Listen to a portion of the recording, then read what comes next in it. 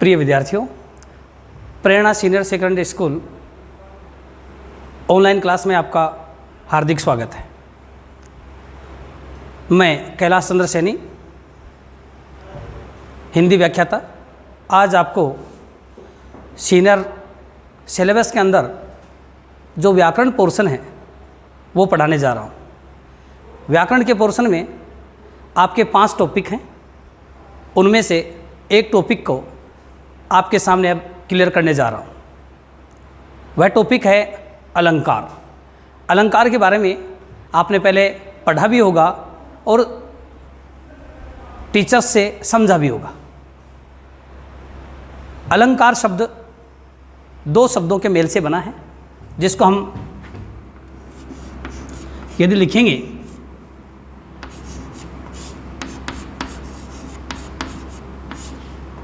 अलम जोड़ car. Car का मतलब है कारक और अलम का मतलब है सौंदर्य, अर्थात काव्य के अंदर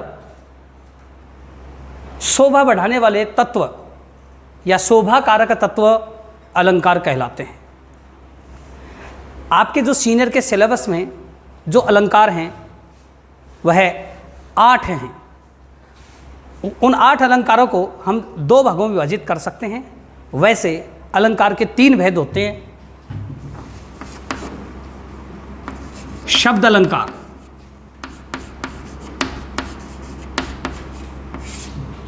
दूसरा है अर्थालंकार, और अलंकार का तीसरा भेद है उभय अलंकार।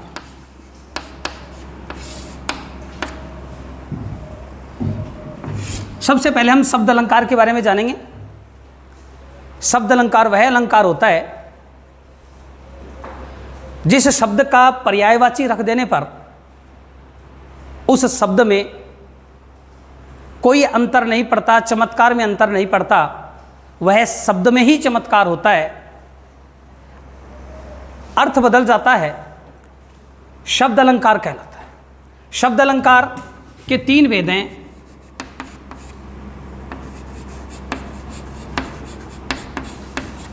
अनुप्रास,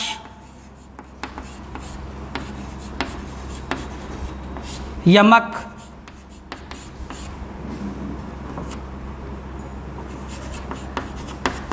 श्लेष। ये तीनों शब्द अलंकार आपके सीनियर के सिलेबस में हैं। इनके बारे में हम एक एक करके जानेंगे। फिर दूसरा अर्थालंकार है। इस अर्थालंकार में 5 अलंकार आपके सिलेबस में शामिल किए गए हैं, जिनके बारे में हम शब्द अलंकार पढ़ने के बाद में समझेंगे। पहले हम चलते हैं शब्द अलंकार की तरफ। शब्द अलंकार में प्रथम अलंकार अनुप्रास है। अनुप्रास अलंकार से क्या अर्थ है? अनुप्रास अलंकार में वर्ण की आवृत्ति होती है। किसकी आवृत्ति होती है? वर्ण की आवृत्ति होती है। आवृत्ति का मतलब है एक वर्ण का बार बार आना। यह वर्ण जिस तरीके से प्रकार से आता है उसी तरीके से अनुप्रास के भी भेद किए गए हैं। अनुप्रास अलंकार के जो भेद किए गए हैं वो 5 हैं। पहला है छेकानुप्रास, दूसरा है वृत्त्यानुप्रास, तीसरा है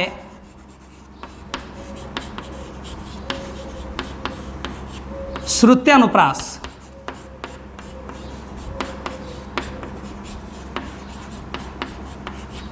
लाटानुप्रास। छेकानुप्रास क्या है? जहां वर्ण की 2 बार आवृत्ति, कितनी बार आवृत्ति? एक वर्ण की लगातार 2 बार आवृत्ति जहां पर होती है वहां छेकानुप्रास होता है। एक वर्ण की जहां 2 से अधिक बार आवृत्ति हो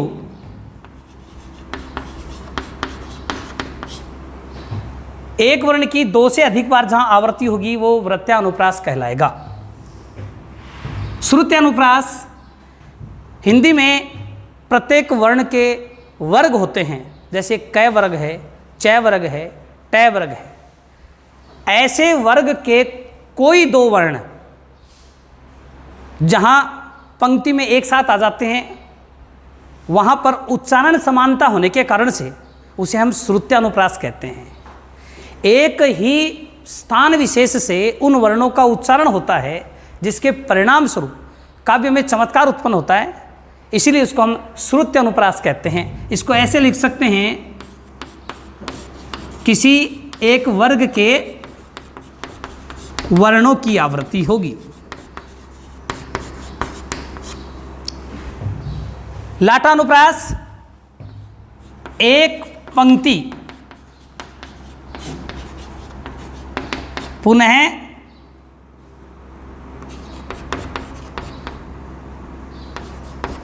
दोहराई जाएगी कुछ परिवर्तन के साथ। और 5वां भेद इसका है अंत्यानुप्रास। ये जितने भी वर्ण हैं वो शब्द के प्रारंभ में आ रहे थे, लेकिन एक स्थिति ऐसी भी आती है जब शब्द के अंत में एक ही वर्ण की बार बार आवृत्ति होती है, तो शब्द के अंत में वर्ण की आवृत्ति होने के कारण से उसका नामकरण किया गया अंत्यानुप्रास, अंत में आवृत्ति होने से। लिखेंगे शब्द के अंत में वर्ण की आवृत्ति। अब इसके उदाहरण हम यदि देख लेंगे तो हमें अनुप्रास अलंकार बहुत ही अच्छी तरीके से समझ में आ जाएगा। चलिए हम अभी इसका एक उदाहरण तैयार करते हैं। हाँ, तो अनुप्रास अलंकार को समझने के लिए हम तुलसीदास द्वारा रचित एक कवित्त यहाँ पर मैं लिखता हूँ और उसमें मैं आपको विभिन्न प्रकार के उदाहरण प्रस्तुत करूँगा। तुलसीदास जी का कवित्त है,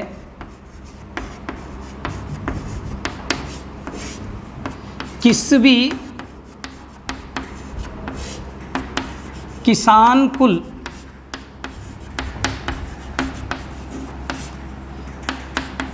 बनिक भिखारी भाट,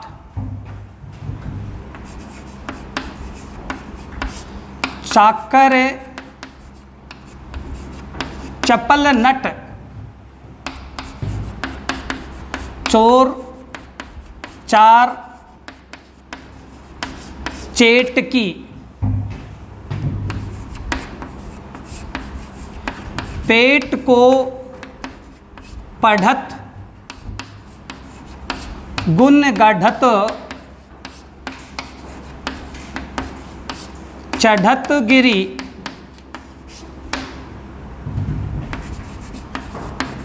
अटत गहन गन, अहन अखेट की,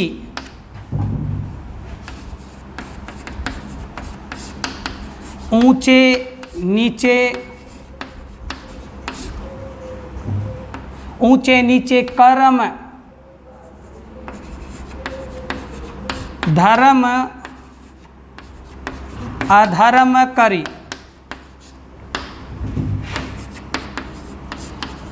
पेट ही को पचत बेचत बेटा बेट की, तुलसी बुझाई इक राम, घन श्याम ही ते,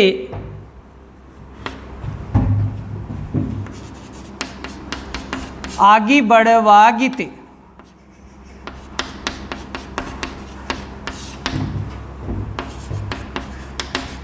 बड़ी है आगी पेट की। ये तुलसीदास जी का कविता है। कविता में 4 चरण होते हैं, 2-2 पंक्ति, ऐसे 8 पंक्तियाँ होती हैं। तो हम यहाँ पर पढ़ रहे थे कि अनुप्रास अलंकार। मैंने ये कहा था कि अनुप्रास अलंकार में वर्णों की आवृत्ति होती है। वर्ण किस प्रकार से उनकी आवृत्ति हो सकती है? वर्ण की आवृत्ति कितनी बार? 2 बार हो सकती है, 2 से अधिक बार हो सकती है, शब्द के अंत में हो सकती है, वर्ग के वर्ण हो सकते हैं। तो हम देखते हैं इन शर्तों को पूरा करने वाले कहाँ कहाँ पर ऐसी परिस्थितियाँ बनती है। देखिए, पहले यहाँ पर एक वर्ण ऐसा है जो लगातार 3 बार आता है। वो वर्ण है कौन सा? कै वर्ण। कै कै कै, एक ही वर्ण 3 बार उसकी आवृत्ति हो गई। इसलिए यह कौन सा नियम में आएगा? एक वर्ण की 3 बार आवृत्ति, मतलब था वृत्यानुप्रास, 2 से अधिक बार आवृत्ति। तो यहां पर होगा वृत्यानुप्रास अलंकार। यहां पर हम देखते हैं एक वर्ण की आवृत्ति लगातार 2 बार हो रही है। जहां पर एक वर्ण की आवृत्ति 2 बार होती है वह छेका अनुप्रास होता है। पहला भेद बताया था छेका अनुप्रास। तो यहां पर कौन सा होगा? छेका अनुप्रास अलंकार होगा। हम देख रहे हैं इस पूरी पंक्ति में एक वर्ण लगातार आया है। वह वर्ण कौन सा है? चय वर्ण है। चाकर, चपल, चोर, चार, चेटकी, चय वर्ण की आवृत्ति 2 से अधिक बार है। इसलिए यहां पर कौन सा होगा? वृत्यानुप्रास। कौन सा होगा? वृत्यानुप्रास। इस पूरी पंक्ति में वृत्यानुप्रास अलंकार है। अब आगे वाली पंक्ति में हम देखते हैं कि पेट को पढ़त, यहां पै वर्ण की आवृत्ति है, इसलिए छेका अनुप्रास होगा। गुण गढ़त, गय वर्ण की आवृत्ति है, छेका अनुप्रास होगा। चढ़त गिरी, लेकिन इसमें एक बात और हम देख रहे हैं कि इन शब्दों के अंत में एक वर्ण बार बार आया है। वो कौन सा वर्ण है? तय वर्ण है।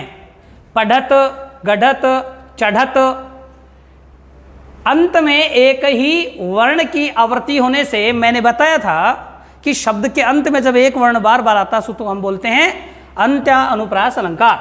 तो इसमें जो हमारा भेद होगा, शब्द के अंत में एक वर्ण की आवृत्ति होगी तो यहां पर अंत्य अनुप्रास होगा।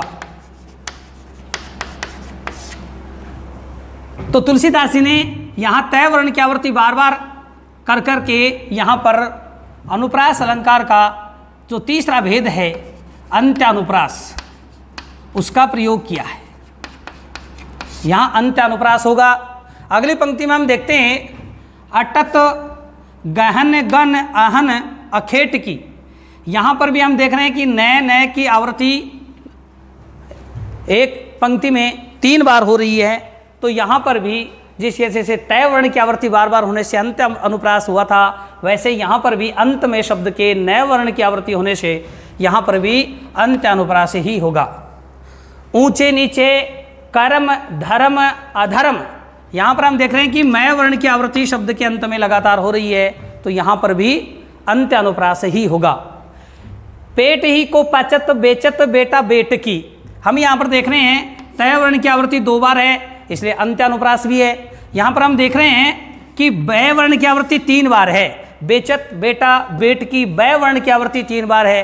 तो इस पंक्ति में 2 अलंकार अनुप्रास के 2 भेद लगातार चल रहे हैं। अंत्य अनुप्रास भी है और वृत्यानुप्रास भी है, क्योंकि एक वर्ण की यहाँ 3 बार आवृत्ति शुरू में और एक वर्ण की तय वर्ण की अंत में भी आवृत्ति है। इसलिए यहाँ पर पंक्ति में दोनों भेद होंगे, अंत्यानुप्रास भी होगा और वृत्यानुप्रास भी होगा।